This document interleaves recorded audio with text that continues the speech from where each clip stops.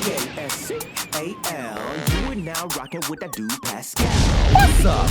You'd think we would be done with these civil lawsuits, at least for a little while Diddy goes through his federal case, his federal trial right now. And I'm telling you right now, the stuff we've been listening to inside that courtroom has been unfreaking believable.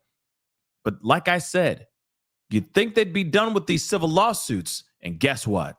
Oh no, they're not done. And I have the strongest inkling it's about to rev back up all over again.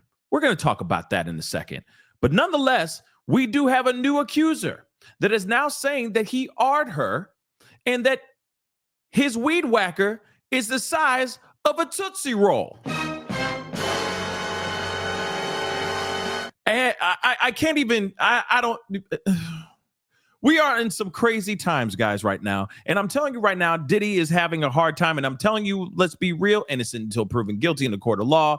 But let's be real. All the things that are coming for Diddy right now, especially after what we heard with Cassie, these patterns start to make sense. And again, I understand there are going to be people out here that are going to say, oh, well, you never know. This particular person could be listening to these unbelievable testimonies from Cassie and other victims and just copy and paste. Just put their name in it, but copy and paste, right? That's a good possibility.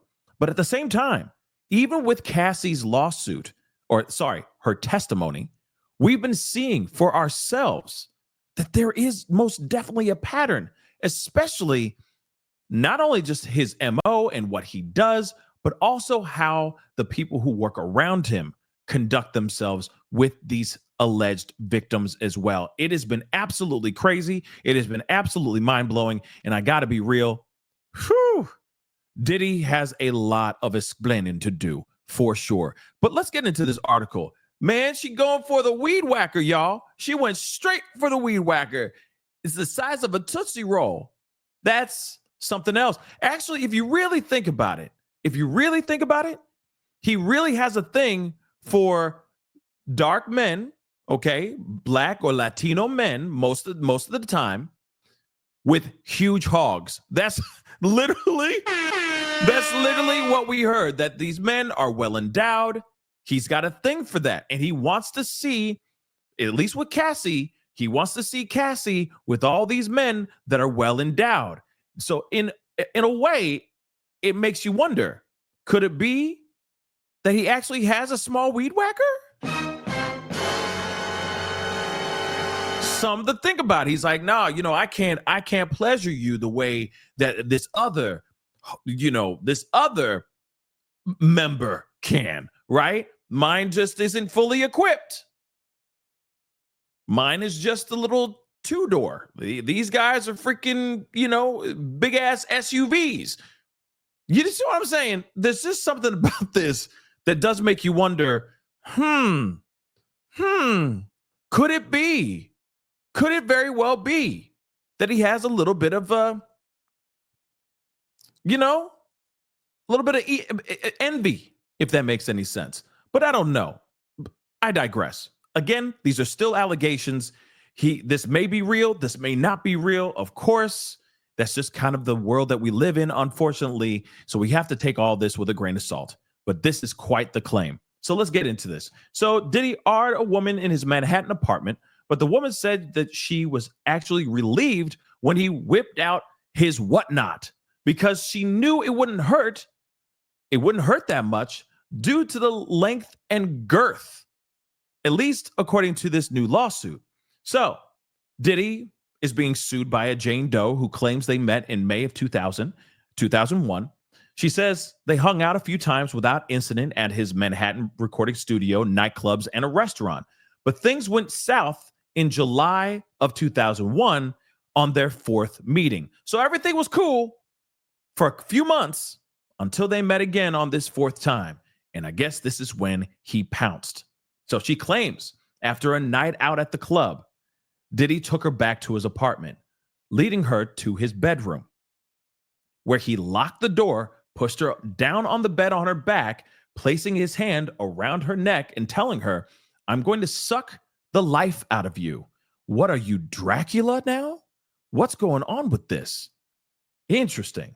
The woman claims Diddy released the grip around her neck, and then he held her arm down using his other hand to unbuckle his pants to expose himself. Okay. Fully excited. Okay. And they say, quote unquote, which appeared to be the length and girth of a large Tootsie Roll. And if you've seen a large Tootsie Roll, yeah, very narrow. Okay. Let's just say that. And again, this is Diddy right here. Allegedly, this is a photo of her right here, or one of these girls is her, right? Is the Jane Doe and her friends. We don't know which one it is. So we got that. And then we, of course, have a photo, a screenshot of Diddy, a photo of him, the name Diddy, and then, of course, his alleged phone number on the bottom. Now, again, just because you have somebody's phone number doesn't automatically mean that you are that makes that person guilty. Let's not forget that. But at the same time, these claims are very interesting and pretty wild and unfortunate, because the act still happened. She still claims that she was R'd, and the R she's claiming is still disturbing. So in her suit, she recalls feeling relieved by the size of his package, claiming she knew it wouldn't hurt as much when he R'd her due to the lack of size. Okay. Saying she thought that his weed whacker was an itty bitty ditty. Itty bitty ditty, itty bitty ditty. Crazy. So she claims she screamed, unfortunately, okay, because he was still R-ing her at this point. She was screaming to have him get off of her and stop, and told him she didn't want to do any of this stuff. But she says he overpowered her, and he did not stop doing what he was doing until he was close to the end, if you get what I'm saying. And then he finished, but when he finished on her. She says he then backed away from her. She slid off the bed and went to the bathroom to wipe his DNA off of her. Okay? The woman claims she exited the bathroom and Diddy was in his birthday suit on the bed.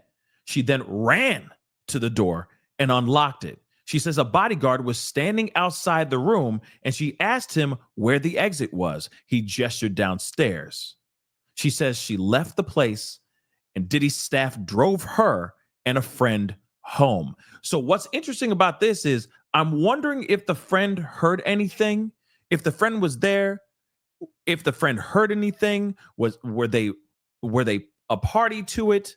Were they fighting their way through the security guard, trying to get into the room to maybe stop this crime from happening? I'm actually very interested to hear who this friend is, and if this friend saw anything, because this person could be an eyewitness to a crime as well, right? But I digress. She claimed Diddy went on to call her a few times after this alleged crime and invited her to one of his white parties, but she says she never responded to any of his calls. Since this particular attack, the woman claims she found it hard to be vulnerable and alone with men, and has withdrawn and has become a shell of herself. Now, isn't that something that we're hearing quite a bit when we heard Cassie's testimony so far? Remember, tomorrow starts the defense cross-examination of Cassie. So it's going to be interesting to see what they get out of her as well. But again, we heard that he literally used that woman up till she had nothing left, till she did not want to be on this planet anymore. Okay? And this is only one time with this young woman, this alleged accuser. Again, pretty crazy stuff. All right? But she became a shell of herself. She also claims she needed psychotherapy to confront and address the trauma and move on. She says she suffers from physical A, emotional A, trauma, injury, and psychological damage as a result of Diddy's actions. Now, of course, she's going after Diddy for damages, and I'm not surprised. And of course, TMZ, the article we're reading here, reached out to the legal team, and so far, no word back. But you got to remember, they're probably just going to do that rubber stamp response, basically saying these are allegations that are false and blah, blah, blah. The truth will come out in court, right? We're going to hear the same rubber stamp response like we've heard with other allegations and other accusers that have stepped forward. And here's the other thing, too. I truly think that we're not done hearing other lawsuits from other women here very soon, because after Cassie did after she did this testimony, I truly believe there's going to be more. Now, the only thing that sucks about it is that we're going to have to sift through who is actually telling the truth and who are out there just lying for a bag, because that's still a possibility. But nonetheless, maybe this will embolden more victims to step forward and tell their truth. And hopefully, like I said, the victims that do speak out are actually telling the truth. Unfortunately, we're going to see some people that are just making things up solely for the bag.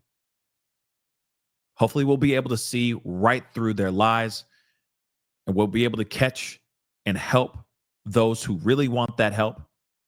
Hopefully, we'll be able to stand right next to them and get the justice that they believe they rightfully deserve. But anyway, guys, that's the video. Comment down below. Let me know what your thoughts are. Diddy is getting hit again with another lawsuit. Not a surprise. I feel like there's more coming. And I'm telling you right now, like I said a second ago, I feel like there will be some people that will take what Cassie said and try to copy and paste it, make up more stuff just so that they can make a bag. It's unfortunate, but I hope it does embolden the real victims to step forward and get the justice, right? Comment down below. Let me know what your thoughts are. Hit that like button down below. Crush that subscribe button. We'll talk here soon. Be good to yourselves. Be good to one another.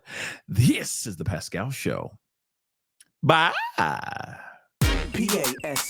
You are now rocking with that dude Pascal. We be going wild.